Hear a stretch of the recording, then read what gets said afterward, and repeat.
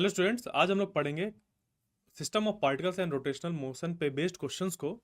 तो देखिए, आज के जो क्वेश्चंस हैं हम लोग के वो मोमेंट ऑफ इनर्शिया पे बेस्ड हैं। और मोमेंट ऑफ इनर्शिया हमें डिफरेंट डिफरेंट कन्फिग्रेशन में जब हमारे पास वेल नोन ऑब्जेक्ट्स का ऐसे अरेंज किया गया है तो उस पे हम लोग यूज करेंगे सुपर पोजिशन प्रिंसिपल।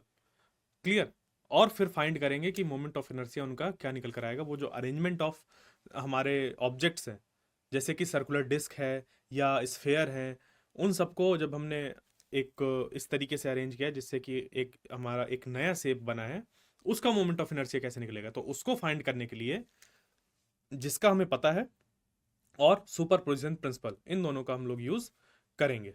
ठीक है। तो देखिए क्या दिया हुआ है। Three identical spherical cells each of mass m and radius r are placed as shown in figure। Three identical spherical shells की बात हो रही है। ठीक है, स्फेरिकल सेल्स की बात हो रही है। ईच ऑफ मास m, सब का मास कितना है, m है। तो तीन है, इसका मास m, इसका मास m और इसका भी मास m। Clear. Consider an axis x x prime. Consider करिए आप एक एक्सिस x और x prime which is touching two cells and passing through the diameter of the third cell।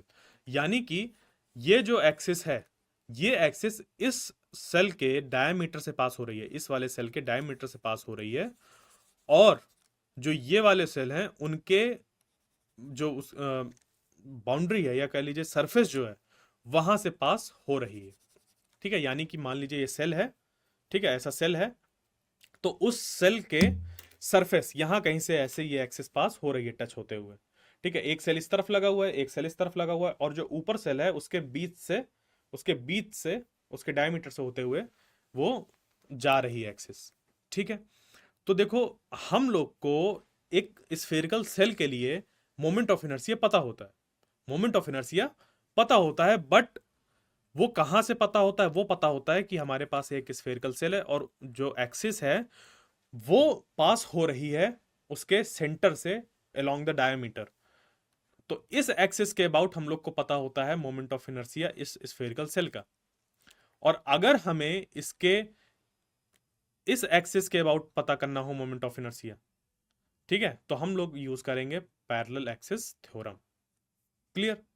तो बस हम लोग क्या करेंगे, इस वाले स्फेयर के लिए मोमेंट ऑफ इनर्शिया पहले इसके जो डायमीटर वाले से उसके साथ फिर इस एक्सिस के अबाउट यहाँ पर पैरेलल एक्सिस थ्योरम का यूज करके फाइंड कर लेंगे। इसी तरीके से इसके लिए ये हमें पता चल जाएगा। ये हमारे हमारे वेल नोन रिजल्ट्स हैं। उसके बाद पैरेलल एक्सिस थ्योरम लगाएंगे और ये चीज यहाँ से यहाँ हम लोग इस एक्सिस के अबाउट, ये जो एक्स एक्स प्राइम है इसके अबाउट फाइंड कर लेंगे। और उसको भी ऐड कर देंगे किसके साथ, ये वाला जो है तीसरा सेल, इसका एक्स एक्स प्राइम के अबाउट मोमेंट ऑफ इनर्शिया के साथ। तो हमारे इस तीनों सिस्टम का जो मतलब इन तीनों स्फेरिकल सेल की वजह से जो हमारा पूरा ये सिस्टम ऑफ स्फेरिकल सेल्स बना है उसका मोमेंट ऑफ इनर्शिया निकल कर आ जाएगा एक्स एक्स प्राइम के बराबर। यानी कि आई जो होगा total about X X prime इस पूरे सिस्टम का, वो हो जाएगा मोमेंट ऑफ इनर्शिया। ये मान लीजिए पहला सेल है, ये दूसरा सेल है और तीसरा सेल है। तो मोमेंट ऑफ इनर्शिया पहला shell about X X prime, फिर मोमेंट ऑफ इनर्शिया दूसरे का अबाउट एक्स एक्स प्राइम, इस तीसरे का अबाउट एक्स एक्स प्राइम। ठीक है। पहले वाले को तो हम डायरेक्ट निकाल लेंगे। इसको निकालने के लिए हम लोग क्या करेंगे, जो मोमेंट ऑफ इनर्शिया इसका वेल नोन हमें पता है इसके डायमीटर के अबाउट। मान लीजिए ये वाली डायमीटर 2 है, ये वाली एक्सिस 2 सेकंड एक्सिस है और ये हमारी थर्ड एक्सिस मान लीजिए ऐसी। तो मोमेंट ऑफ इनर्शिया हम थर्ड एक्सिस के अबाउट पता करेंगे, प्लस उस पर कर देंगे इस एक्सिस और ये जो एक्स एक्स प्राइम है उसके बीच की जो डिस्टेंस है वो कितनी हो जाएगी। देखिए रेडियस कितना है, आर है, तो ये डिस्टेंस इसके बीच में हो जाएगी r/2। कितनी हो जाएगी, r/2, यानी कि mr/2 का स्क्वायर, ये इसके बराबर है। इस तरीके से बात प्लस, और ये हो जाएगा ये I1 एक्स एक्स प्राइम हो जाएगा। और उसके बाद ये जो है ये वाला, ये भी यहाँ पर, ये सॉरी ये I2 होगा, I3 नहीं होगा। ठीक है, यहाँ पर ये I3 हो गया, प्लस ये भी mr/2 का स्क्वायर, ये हो जाएगा। क्लियर। इस तरीके से हमारा जो टोटल मोमेंट ऑफ इनर्शिया होगा इसका निकल कर आएगा। ठीक है, अप्रोच समझ गए। तो जब भी हमें इस तरीके से मोमेंट ऑफ इनर्शिया बताना होता है, देखिए मोमेंट ऑफ इनर्शिया में ज़्यादा हमारे पास कुछ है ही नहीं। क्या क्या है, जो हमारे पास वेल नोन ऑब्जेक्ट्स हैं उनका मोमेंट ऑफ इनर्शिया, जैसे कि हम लोग ने इस लेक्चर्स में पिछले लेक्चर्स में शुरुआत में उसको रिवाइज किया था। डिफरेंट शेप्स जो होते हैं उसके डिफरेंट एक्सिस के अबाउट उनका मोमेंट ऑफ इनर्शिया। ठीक है, तो सबसे पहला तो वो होता है moment of inertia well known objects का। दूसरा क्या टूल है हमारे पास, वो है पैरेलल एक्सिस थ्योरम। ठीक है, पैरेलल एक्सिस थ्योरम। तीसरा है परपेंडिकुलर एक्सिस थ्योरम। ठीक है, जो हमारे पास चौथा है वो क्या है, सुपरपोजिशन प्रिंसिपल। ठीक है, तो देखिए बहुत अच्छे तरीके से समझिएगा। जब आपके पास एक सिंगल ऑब्जेक्ट है और उसका मोमेंट ऑफ इनर्शिया हमें पता करना है, तो आपके अभी सिलेबस में उनका मोमेंट ऑफ इनर्शिया कैलकुलेट करने के लिए नहीं है। सिंपली आपने उसको याद कर रखें कि मोमेंट ऑफ इनर्शिया कैसे निकल कर आएगा। यानी कि आपके पास एक स्फेयर है, सॉलिड स्फेयर, उसका मोमेंट ऑफ इनर्शिया क्या होगा, डिस्क है उसका मोमेंट ऑफ इनर्शिया क्या होगा इस एक्सिस के अबाउट, इसका इस एक्सिस के अबाउट, या एक सिलेंडर है उसका क्या होगा इस एक्सिस के अबाउट। ये सब आपने याद कर रखे हैं, तो डायरेक्ट अगर क्वेश्चन आता है तो आप यहां से बता सकते हैं। बट अगर पूछ लिया जाए कि इस स्फेरिकल सेल इस सॉलिड स्फेयर का इस एक्सिस के अबाउट, तो आप यूज करेंगे पैरेलल एक्सिस थ्योरम। क्या यूज करेंगे, पैरेलल एक्सिस थ्योरम। ठीक है, बट अगर आप से जैसे ये डिस्क है, इस डिस्क का मोमेंट ऑफ इनर्शिया पूछ लिया जाए इस एक्सिस के अबाउट, तो आप वहां पर यूज करेंगे परपेंडिकुलर एक्सिस थ्योरम। बट अगर आपसे पूछ लिया जाए कि इस एक्सिस के अबाउट, तो इस एक्सिस के अबाउट के लिए देखो, आपको इस एक्सिस के अबाउट पता है, इस एक्सिस से इस एक्सिस तक आप पहुंचेंगे किसकी हेल्प से, परपेंडिकुलर एक्सिस थ्योरम से। उसके बाद इस एक्सिस से इस एक्सिस तक पहुंचेंगे पैरेलल एक्सिस थ्योरम से। बात समझ पे आई। तो ये तीन टूल एक ही ऑब्जेक्ट के अंदर moment of inertia different different जगह पर पता करने के लिए हमारे पास इनफ है। बट जब हमारे पास कॉम्बिनेशन आ जाता है या कोई चीज कट करके निकालनी होती है, उस केस में हमारे पास सुपरपोजिशन प्रिंसिपल वर्क करता है और वो हमें फ्रीडम देता है, लिबर्टी देता है दो moment of inertia about same axis add करने की। ठीक है, सेम एक्सिस होना चाहिए, ये ध्यान दीजिए। जैसे मैंने यहां पर x X prime ex prime के अबाउट ही सारे जो यहां पर थे उनके मोमेंट ऑफ इनर्शिया को ऐड किया है। तो यहां से हम लोग चले कि सुपरपोजिशन प्रिंसिपल हमें ये अलाउ कर रहा है, हमने लिख दिया। उसके बाद इसका हम लोग डायरेक्ट यूज कर लेंगे, इसका हम लोग इसका और पैरेलल एक्सिस थ्योरम का यूज करके करेंगे। सिमिलरली इसके लिए भी। तो देखिए मोमेंट ऑफ इनर्शिया फाइंड करने के लिए इतना ही है हमारे पास, इससे ज्यादा आपके पास कोई और प्रॉब्लम फॉर्म नहीं होगी, आपके लेवल पे और कोई प्रॉब्लम फॉर्म नहीं होगी। इसी में ही बस आपको इधर उधर उलझाया जाएगा। ठीक है, तो इसको देखते हैं कि हमें कैसे करना है। ठीक, तो देखिए जो मोमेंट ऑफ इनर्शिया होता है एक सेल का, वो होता है 2/3 mr²। यानी कि एक स्फेरिकल सेल है, डायमीटर के अबाउट जो मोमेंट ऑफ इनर्शिया होता है एक सेल का, वो हमारा होता है 2/3 mr²।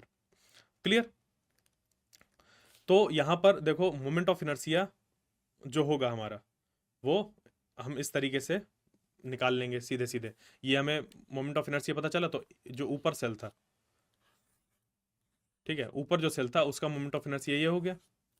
उसके बाद जब हम दिए देखेंगे, मान लीजिए कि ये दूसरा है और ये तीसरा सेल है, ये पहला सेल है, ये दूसरा और तीसरा, तो इसका मोमेंट ऑफ इनर्शिया जो है और इसका जो मोमेंट ऑफ इनर्शिया है वो सेम रहेगा। वही चीज यहां पर लिखी हुई कि moment of inertia of shell 2 और moment of inertia of shell 3 वो हमारा सेम रहेगा। ठीक है, और हम जब इसके टेंजेंशियल इस पॉइंट पर निकालेंगे, यानी कि वही एक्स एक्स प्राइम के अबाउट, ठीक है, इसका इसके अबाउट, तो किसका यूज करेंगे, पैरेलल एक्सिस थ्योरम। तो ये हो जाएगा 2/3 mr² प्लस mr², क्योंकि इसका भी देखो 2/3 mr² ही होगा, क्योंकि मास तीनों का सेम था और रेडियस तीनों की सेम थी। तो इस एक्सिस के अबाउट, डायमीटर के अबाउट जो इसका मोमेंट ऑफ इनर्शिया होगा वो 2/3 होगा। उसमें हम लोग ऐड कर देंगे यहां से लेकर यहां तक के बीच की डिस्टेंस। तो देखो इनका रेडियस जो था वो r था। ठीक है, शायद मैंने यहाँ पर r/2 लिख दिया था, तो वो r/2 नहीं होगा, यहाँ पर r ही होगा। मैंने उसको r/2 लिख दिया था, वो r ही होगा। ठीक है, यहाँ से यहाँ तक के बीच की डिस्टेंस आर ही होगी। ठीक है, कोई नहीं, उसको देख लेना है, बट जो मुझे समझाना था वो मैंने आपको समझा दिया, बट उसको ध्यान में रखकर हमें चलना है। ठीक है, तो इस तरीके से फिर हमारे पास जो टेंजेंशियल है वो ये निकल कर आ जाएगा 5/3 mr²। ये किसका निकल कर आया है? टेंजेंशियल निकल कर आया है। ठीक है, बस अब हम क्या करेंगे, इस वाले का इसके अबाउट पता चल गया, और उतना ही होगा इसका इस एक्सिस के अबाउट, और इसका तो हमें पता ही है इस एक्सिस के अबाउट। तीनों को हम लोग ऐड कर देंगे। ठीक है, तो ये हो जाएगा हमारा इतना कि जो एक्स एक्स प्राइम के अबाउट होगा तो ये, और जो टेंजेंशियल हम लोग निकाला इंटू 2 कर देंगे। ठीक है, तो ये हो गया 2/3 mr², यानी कि जो ऊपर रखा हुआ था उसका हो गया 2/3 mr², और टेंजेंशियल वाले का हम लोग का निकला 5/3 mr², और ऐसे यहाँ पर दो थे, ऐसे यहाँ पर दो थे, तो 2 का मल्टीप्लाई करा दिया। तो जब इसको हम लोग सॉल्व करेंगे तो ये निकल कर आ जाएगा 12/3 mr²। ठीक, और इसको फिर यहाँ पर जब आगे रखेंगे तो ये 4 से कट, मतलब 4 टाइम्स पे कट गया, तो 4mr² ये निकल कर आ गया मोमेंट ऑफ इनर्शिया इस पूरे अरेंजमेंट का इस x और x प्राइम के अबाउट। ठीक है, तो क्या आपको ध्यान देना है? आपको ये ध्यान देना है कि हमारे पास टूल्स कितने हैं, और उन्हीं की हेल्प से ही चीज़ों को सॉल्व करने की कोशिश करनी है। ठीक है, 4 चीज़ें हैं मोमेंट ऑफ इनर्शिया में, पूरा जो भी क्वेश्चन आता है उसी पे बेस्ड ही आता है, और वहीं से मतलब जैसे कि अगर आपके पास एक्सटेंडेड बॉडी है तब की बात कर रहा हूँ, बाकी प्रॉब्लम्स तो इस पे और भी बन सकते हैं कि हमें मोमेंट ऑफ इनर्शिया कैलकुलेट करने के लिए देते हैं, बट वो ऐसे हर एग्जाम्स पे उस तरीके के क्वेश्चंस नहीं आते। जो ज़्यादा अमाउंट में क्वेश्चन आते हैं वो इसी तरीके से आते हैं। ठीक है, तो अब चलते हैं नेक्स्ट क्वेश्चन पे और देखते हैं कि इस पे क्या पूछा गया है। अगर पिछले वाले के हमें ऑप्शन चेक करने हो कि कौन सा ऑप्शन करेक्ट होगा तो ये देख सकते हैं। इस पे ये 4mr² निकल कर आया था, तो यानी कि सी वाला ऑप्शन हमारा करेक्ट हो गया। ठीक है, तो अब चलते हैं नेक्स्ट वाले में। तो क्या कह रहा है, a disc of radius 2 metre. ठीक है, a disc of radius 2 metre and mass 100 kg rolls on a horizontal floor. एक डिस्क है जिसका कि रेडियस 2 मीटर है और मास है 100 kg। ये रोल कर रही है एक हॉरिजेंटल फ्लोर पे। ठीक है, ये क्या कर रही है, ये रोल कर रही है एक हॉरिजेंटल फ्लोर पे। ठीक है, तो अब हमें बताना है कि जैसे इसका सेंटर ऑफ मास का स्पीड जो है वो है 20 सेंटीमीटर पर सेकेंड, तो हमें कितना वर्क करना होगा इसको रोकने के लिए, हमें कितना वर्क करना होगा इसको रोकने के लिए। अब देखिए यहाँ पर इन्होंने जो स्पीड दी है वो किसकी दी है, सेंटर ऑफ मास की, यानी कि यहाँ पर ऐसा। अब अगर मान लीजिए ये जो डिस्क है इस हॉरिजेंटल फ्लोर पर इस तरीके से रोटेट कर रही है आगे, ठीक है, इस तरीके से आगे रोटेट कर रही है, तो ये जो पॉइंट होता है अगर विदाउट स्किडिंग, ठीक है, विदाउट स्लिपिंग या विदाउट स्किडिंग, अगर ये यहाँ पर ऐसे रोटेट करते हुए आगे जा रही है, तो इस पॉइंट पर इस पर्टिकुलर इस पॉइंट पर जो इस पॉइंट की जो वेलोसिटी होती है, इस पॉइंट की जो वेलोसिटी होती है वो होती है हमारी 0। वो कितनी होती है, 0, क्योंकि इस ओमेगा की वजह से और जो लीनियर वेलोसिटी है वो एक दूसरे के जस्ट यहाँ पर अपोजिट हो जाती है। इसकी वजह से वेलोसिटी जो कि हो जाती है ओमेगा आर, वो बराबर हो जाती है इसकी लीनियर वेलोसिटी के। ठीक है, इस तरीके से, और ये एक दूसरे के अपोजिट हो जाती हैं। ठीक है, ये निकल कर आया है किसकी वजह से, एंगुलर वेलोसिटी की वजह से। तो और जो इसकी लीनियर वेलोसिटी है वो एक दूसरे के इक्वल हो जाती है। और यहाँ पर जो होती है सेंटर ऑफ मास पर, वो सिर्फ हमारी सेंटर ऑफ मास की वेलोसिटी होती है। ठीक है, तो ये इस पॉइंट पर वेलोसिटी जो सेंटर ऑफ मास की होती है और जो वेलोसिटी ओमेगा आर से निकल कर आती है वो दोनों बराबर हो जाती हैं। ठीक है, इस पॉइंट पर क्या होता है, इस पॉइंट पर जो वेलोसिटी होती है v, जो ये है ओमेगा आर, और सेंटर ऑफ मास की वेलोसिटी दोनों की दोनों एक ही डायरेक्शन में होती है, तो यहाँ पर ये जो नेट वेलोसिटी होती है, ठीक है, जो v नेट यहाँ पर निकल कर आता है वो 2 टाइम्स ऑफ vc हो जाता है। ठीक है, क्लियर? ये चीज आपको इस पे तुरंत दिमाग में आनी चाहिए कि इतना यहाँ पर होता है। अब देखिए यहाँ पर क्या क्या दिया हुआ है वो देख लेते हैं। तो इस पे रेडियस दिया हुआ है r equal to 2 metre. Radius कितना दिया हुआ है, 2 मीटर यहाँ पर दिया हुआ है। ठीक है, उसके बाद जो मास दिया हुआ है वो कितना दिया हुआ है, मास दिया हुआ है 100 kgs, और सेंटर ऑफ मास है तो हमें कितना वर्क करना पड़ेगा, तो सिंपली इसका जो हमारा इसको रोकना है अगर, तो इसकी जो काइनेटिक एनर्जी है फाइनल, वो तो जीरो हो जाएगी। इसकी जो फाइनल काइनेटिक एनर्जी है वो तो हो जाएगी जीरो। हम इनिशियल काइनेटिक एनर्जी निकाल लें और वर्क एनर्जी थ्योरम का यूज करें तो हमारा काम बन जाएगा। तो यहाँ पर हम इसकी क्या करेंगे, जो काइनेटिक एनर्जी है, अब काइनेटिक एनर्जी इसकी फाइंड कर देंगे इनिशियल, उसको हमें उतना ही क्या करना पड़ेगा, वर्क करना पड़ेगा उसको पूरी तरीके से रोकने के लिए। तो बस इसी को फाइंड करते हैं हम लोग और हमारा काम बन जाएगा। तो देखो फाइनल जो काइनेटिक एनर्जी है वो कितनी है, जीरो। ठीक है, और वर्क एनर्जी थ्योरम से हमें पता है कि जितना हमें वर्क करना पड़ेगा इसको स्टॉप करने के लिए वो होगा change in kinetic energy of the disc. Final इतनी, इनिशियल कितनी हो जाएगी, ट्रांसलेशन और रोटेशनल दोनों का कॉम्बिनेशन। ठीक है, तो यहां पर ये हाफ एम वी स्क्वायर हो गई, या वी सी कह लो, सेंटर ऑफ मास की वेलोसिटी जो होगी, और रोटेशनल पे ये हो जाएगी half I omega square. Clear. तो अब यहां पर हम क्या करेंगे, ये हाफ एम वी स्क्वायर हो गया, यहां पर हाफ आई की जगह पर हो जाएगा, देखो डिस्क था और डिस्क का मोमेंट ऑफ इनर्शिया क्या होता है, M R square by two. तो ये हो गया M R square by two, और जो ओमेगा है वो जो v है वो है ओमेगा आर के बराबर, यानी कि इसको लिख सकते हैं v बाई ओमेगा इस तरीके से। ठीक है, तो ये हमारा यहां पर बन जाएगा half M V square plus 1/4, यहां से 2 मल्टीप्लाई करो 1/4 एम वी स्क्वायर, और इस आर स्क्वायर से ये आर स्क्वायर कैंसिल हो गया, तो ये हो गया 3/4 एम वी स्क्वायर। इस पे मास की वैल्यू रखेंगे, v की वैल्यू रखेंगे और हमारा काम हो जाएगा। ये 3 जूल निकल कर आ गया। तो जो चेंज इन काइनेटिक एनर्जी निकल कर आया वो कितना हो गया, 3 जूल। क्लियर, समझ पे आ गया। अब चलते हैं नेक्स्ट क्वेश्चन में। ठीक है, और इसको हम सॉल्व करते हैं। ठीक, तो a solid cylinder of mass 2 kg and radius 50 centimetre rolls up an inclined plane of angle of inclination 30 degree. The centre of mass of cylinder has speed इतना, the distance travelled by the cylinder on the inclined surface will be. अब देखो ये question हमारा PYQ है, NEET Odisha 2019 में आया है। ठीक है, तो ये बात मैं पहले भी कह चुका हूँ कि इन क्वेश्चंस को ऐसे रखा गया है कि आपके जो कॉम्पिटिटिव एग्जाम्स हैं यूजी कोर्सेज पे एडमिशन के लिए 12th के बाद, उनके लिए ये है। ठीक है, तो उस पे इस लेवल के क्वेश्चंस बहुत जगह पूछे जाते हैं, इस वजह से इस तरीके के क्वेश्चंस को यहाँ पर सॉल्व कराया जा रहा है।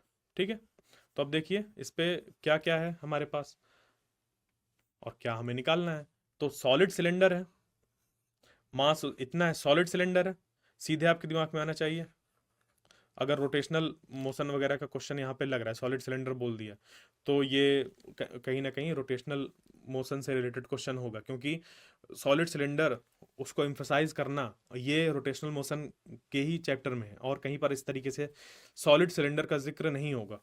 फिर आ गया बात उसकी मास जो है वो 2 kg है, रेडियस है 50 सेंटीमीटर, आर है 50 सेंटीमीटर, मास है 2 kg, rolls up an inclined plane, ये रोल अप हो रहा है। रोल अप यानी ये अगर सॉलिड सिलेंडर रखा हुआ है तो ये ऊपर जा रहा है। जो एंगल ऑफ इंक्लिनेशन है वो कितना है, 30 डिग्री है। The centre of mass of cylinder has a speed 4 metre per second. तो जो सेंटर ऑफ मास की स्पीड है वो है 4 मीटर पर सेकेंड। ठीक है, तो the distance travel by the cylinder on the inclined surface will be. तो इस इंक्लाइंड सरफेस में ये जो हमारा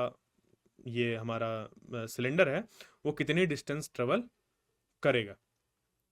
क्लियर, और हमें जी की वैल्यू इतनी लेनी है। ठीक है, तो अब हम क्या करेंगे, इसको सॉल्व करते हैं और देखते हैं कि इस पे कितना निकल कर आएगा। तो देखो जो काइनेटिक एनर्जी नीचे होगी उतनी ही काइनेटिक एनर्जी उसकी एक्सपेंड हो जाएगी ऊपर पहुंचते पहुंचते तक, यही होगा। तो देखो सॉलिड सिलेंडर है, सॉलिड सिलेंडर पे जो काइनेटिक एनर्जी हम लोग निकालेंगे उसके लीनियर मोशन की वजह से और रोटेशनल मोशन की वजह से, दोनों की वजह से हम लोग काइनेटिक एनर्जी को फाइंड करेंगे। तो ये जो लीनियर काइनेटिक एनर्जी होगी वो तो हो गई हाफ एम वी नॉट, और वी नॉट क्या है हमारी, वही सेंटर ऑफ मास की वेलोसिटी। उसके बाद इस पे करेंगे हाफ आई ओमेगा स्क्वायर, और सेंटर ऑफ मास के अबाउट जो उसके सेंटर से पास होने वाली एक्सिस होती है, उस एक्सिस के अबाउट जो उसका मोमेंट ऑफ इनर्शिया होता है वो होता है एम आर स्क्वायर बाई 2। ठीक है, तो जब इसको हम लोग यहाँ पर पुट करेंगे और सॉल्व करेंगे और ओमेगा की जगह पर रख देंगे v बाई आर, ठीक है, क्योंकि हम जानते हैं v is equal to omega R. तो यहाँ से जब पुट करेंगे तो ये वाला एक्सप्रेशन हमारा बन जाएगा, इसकी इसकी अगर बात करी जाए तो ये बन जाएगा हमारा 1/2, और यहाँ पर एम आर स्क्वायर बाई 2, और ओमेगा की जगह पर आ जाएगा V square by R square. तो आर स्क्वायर से आर स्क्वायर कैंसिल, और ये बन जाएगा हमारा 1/4 या फिर M R V square by 4। तो इसको जब हम यहाँ पर रखेंगे तो 1/2 M V naught square plus ये इसको जब ऐड करेंगे तो 3/4 एम वी नॉट स्क्वायर बन जाएगा। ठीक है, तो सॉलिड सिलेंडर का जो मोमेंट ऑफ इनर्शिया टोटल हम लोग देखें अगर, ठीक है, वो हमारा इतना होता है, और ये ऐसा होता है, इसी वजह से ये चीज़ यहाँ पर बना है, जिसको कि मैंने अभी एक्सप्लेन कर दिया है। फिर वर्क एनर्जी थ्योरम का हम लोग इस्तेमाल करेंगे, और जितनी इनिशियली उसके पास काइनेटिक एनर्जी थी वो पूरी की पूरी इस्तेमाल हो जाएगी उसके mgh को बढ़ाने के लिए, यानी कि उसकी पोटेंशियल एनर्जी को बढ़ाने के लिए। अब यहाँ पर जो h है, जो h है वो अगर हम मान लीजिए कि हमसे पूछा गया था कि कितनी डिस्टेंस ऊपर तक जाएगा, तो अगर इसको d मान लें तो h जो होगा हमारा, ठीक है, जो h होगा वो क्या हो जाएगा, d साइन थीटा, क्योंकि ये वाला एंगल थीटा था। तो ट्रिग्नोमेट्री का यूज करके हम लोग ने h sine theta, h is equal to d sine theta निकाल दिया सीधे। ठीक है, तो यहाँ से जब हम सॉल्व करेंगे तो d का एक्सप्रेशन ये निकल कर आ जाएगा, इस पे m से m कैंसिल हो जाएगा, तो ये बन जाएगा 3/4 v not square by g sine theta, और इस पे हम लोग वैल्यू जब पुट करेंगे v नॉट की, g की और साइन थीटा की, हमारा काम बन जाएगा और आंसर निकल कर आ जाएगा 2.4 मीटर। यानी कि इसका आंसर अगर हम देखें तो ये हो जाएगा हमारा पहला वाला आंसर 2.4। क्लियर? तो इस तरीके से हम क्वेश्चंस को सॉल्व करते हैं। आई होप जो आज का सेशन था वो आपको समझ पे आया होगा। आज के लिए इतने ही क्वेश्चंस को डिस्कस करेंगे, बाकी क्वेश्चंस को हम लोग इसके अगले लेक्चर में समझेंगे। तब तक के लिए थैंक यू।